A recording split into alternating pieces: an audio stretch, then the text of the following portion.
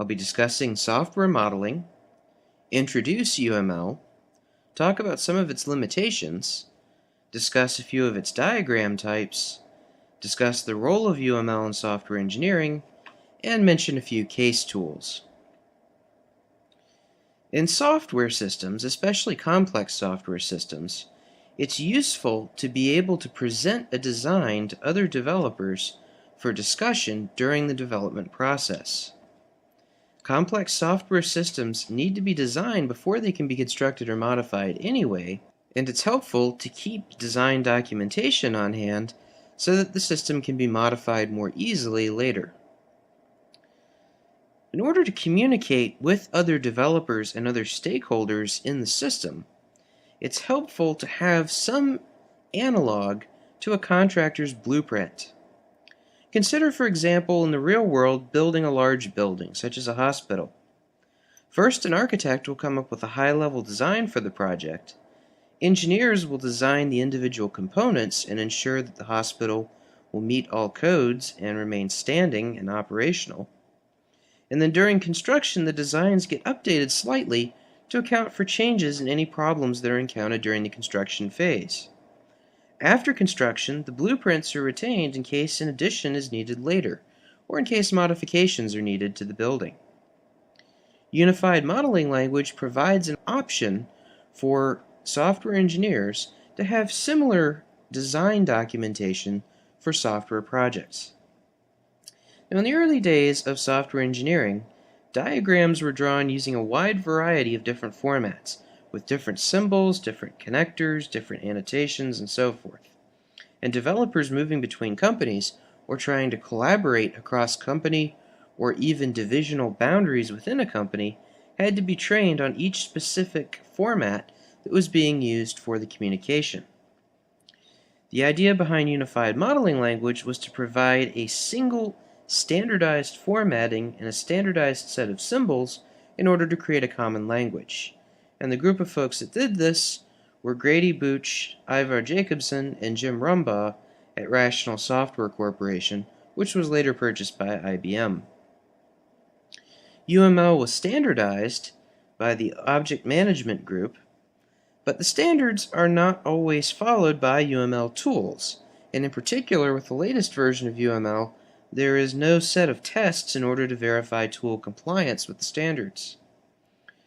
However, UML has become popular for drawing certain types of diagrams, either manually by hand using different tools, or using electronic tools. Individuals drawing UML diagrams by hand typically do not remain strictly adherent to the standards. There can be slight variations in the diagrams as drawn. And UML provides diagram types to model system structure, behavior, and interaction. There are some limitations to UML. First and foremost, UML does not replace other types of design documents. A good example of this is use cases. UML use case diagrams can provide useful indexes into use cases. However, they do not replace the use cases themselves. Many of the diagram types that UML provides are not actually used widely, simply because they're specialty diagrams that many developers don't choose to utilize. UML diagramming tools often use incompatible formats, making them difficult to interchange diagrams between one tool and another. And standardization of UML was a controversial, and in some circles remains a controversial topic today. Other software modeling approaches do exist, but were not included in UML because they were not considered by the UML authors. Nevertheless, UML does provide a rich variety of diagram types. These can be classified into 2 to 3 categories, depending on how you prefer to draw the classification. We have structural diagrams, in particular class diagrams, that are widely used to show how object-oriented systems are designed. We have behavior diagrams, in particular activity diagrams, which can show how a development process can be coordinated, and state machine diagrams, which are useful for representing finite state machines that exist in many types of software. There are also interaction diagrams, which can be thought of as a subset of behavior diagrams, and this can show how different software components interact with each other. UML as a tool in software engineering is simply one of a number of tools that can be used to plan, architect, and design software applications. Diagrams using UML are convenient for communication between different members of a development team, and they help communicate the architecture and design of an implemented software system to future developers who might need to maintain that system. There are some tools available called case tools or computer-aided software engineering tools that can take UML diagrams a bit further and actually generate partial program code from the UML diagram. So if you have a UML diagram laying out a few classes, the case tools can often fill in templates of the classes, and the programmers would only need to fill in the code for each individual method in the class. Other tools exist that can actually take existing code and extract a UML diagram from that code, showing how the code is structured. So in summary, UML provides us a common set of communication tools for presenting and discussing aspects of the architecture and design of software systems. UML is one of many tools used by software engineers, and software applications exist for drawing UML diagrams and potentially generating code from those diagrams. However, these tools are often not interoperable with each other.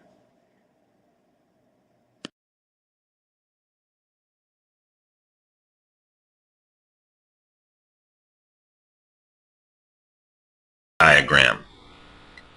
This is a simple use case scenario that describes how a greeter might greet customers at a store when they come in. Greeter is the actor, and greet is the use case. This is a C-level use case because this is what the actor is really trying to accomplish. That's the actor's job, is to greet. C-level use cases depend on other types of use cases in order to get them done. These are called fish-level use cases. An example of a fish-level use case for the greeter, as part of greeting a customer, the greeter might be required to say hello. So this is part of a greeting. Another fish-level process might be to offer a cart. These are all parts of the greet use case. The important thing is to figure out your actors and your C-level use cases. These have also been called your top-level use cases. The use case will be used to create an activity diagram. Activity diagram. So we'll leave the use case over here so you can see what use case this is for. But this activity diagram demonstrates a start point and an end point for completing this use case greet. So, okay, starting here, first step is wait for customer, and here you have what's called a guard. It's basically a conditional statement. If there is no customer, well, you just come on back in and you wait for customer. If there's no customer, you keep waiting. Otherwise, go down here, and here these two parallel lines illustrate that there are two parallel processes that are going to run. So I've waited for the customer. If there is a customer, at the same time, I will say hello and I will smile. And then when I'm done with that, I will offer them a cart. If they refuse a cart, we are done, or else I will get them the cart, and then we are done. So it's important to create activity diagrams for all of your critical C-level use cases. We can now start using classification. We can classify the objects of the process we are trying to model. These classes that we come up with will undergo further refinement later before we actually decide upon a physical class model. So for the use case of greet, where my greeter is greeting customers, we have, you can break your classification down into three categories. You have boundary classes, you have entity classes, and you have control classes. So my boundary is my interface to this particular use case. And the interface in this use case is the door. The customer will walk through the door. My entity classes these are classes that are just specifically pertain to this business process and what's really involved. What are the things? What are the business things? And in this case, the business things that really are involved in the process are a greeter, a shopper, and a shopping cart. And then there's control objects, and the control objects are these are objects, these are classes that manage how the entity objects interact. So in this particular case, my control class is the steps of the proper steps on how to greet will keep me controlled. So a quick review. I have a use case of a greeter who greets. I have taken that C-level use case, created an activity diagram for it that describes the sequence of events, and based on that sequence of events and the details and the elaboration of that use case, I was then able to determine the classes, the classifications of the objects that are used from an analytical standpoint in this particular process. Communication diagram. So now that I have my analysis classes for my greet use case, I can break those down into a communication diagram, and I can use those classes to describe the interaction that I envision will happen between those classes to bring about this use case. So here's how I envision these classes interacting. I've got my door boundary class here, and it opens, and in comes a customer. That's step one. Step two, down here you're actually going to see that step two is broken down to two pieces. A2 here indicates that step two is a parallel process.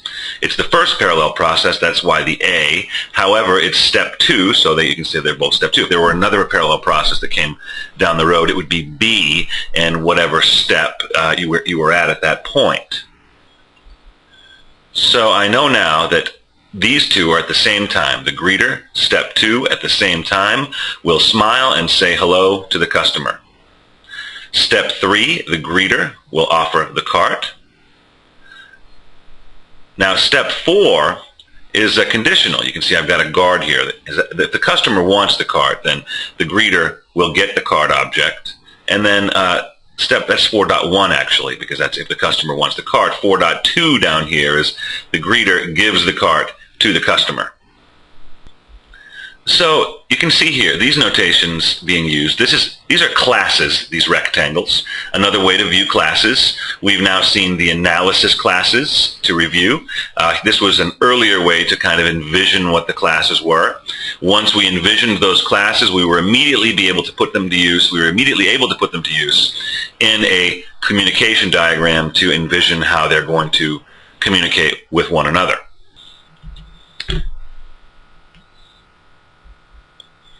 Class diagram. Okay, so now we're going to get down and really define the classes that we need in order to perform this use case. So the greet use case can be broken down into these classes. Now, in the class diagram, we're going to want to be as specific as we want the final software to be. These are not just diagram classes. They will be the structure of the actual code classes. So here you see I've given my customer the ability to push a cart and to buy things. My greeter can do a lot of things. My greeter is, this is inheritance here, it is an employee. Employees have an ID and a start date. They can punch the clock. My greeter can say hello, etc. Shopping carts have a maximum capacity, etc. So you can see that in the top box here of the one rectangle goes the name of the class. In the second box inside of there goes the properties of that class, the attributes, the characteristics of that class. And then in the very bottom compartment here goes the capabilities, the methods, the actions that that class can perform. Sequence diagram. So now that we've seen a class diagram that shows exactly the way our software objects should appear, let's have a look at a sequence diagram that uses those objects. So here's a sequence diagram. This would be the next thing we could create.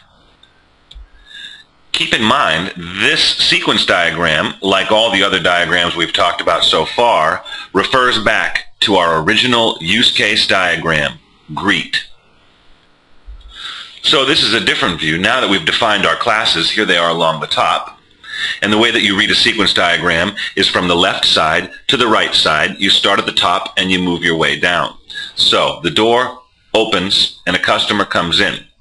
The greeter, in parallel, smiles and says hello to the customer. The next step, the greeter offers a cart, and then optionally the greeter might get a cart and give a cart to the customer. So you can see time flows downward through the diagram. And that's how you elaborate on a single C-level use case.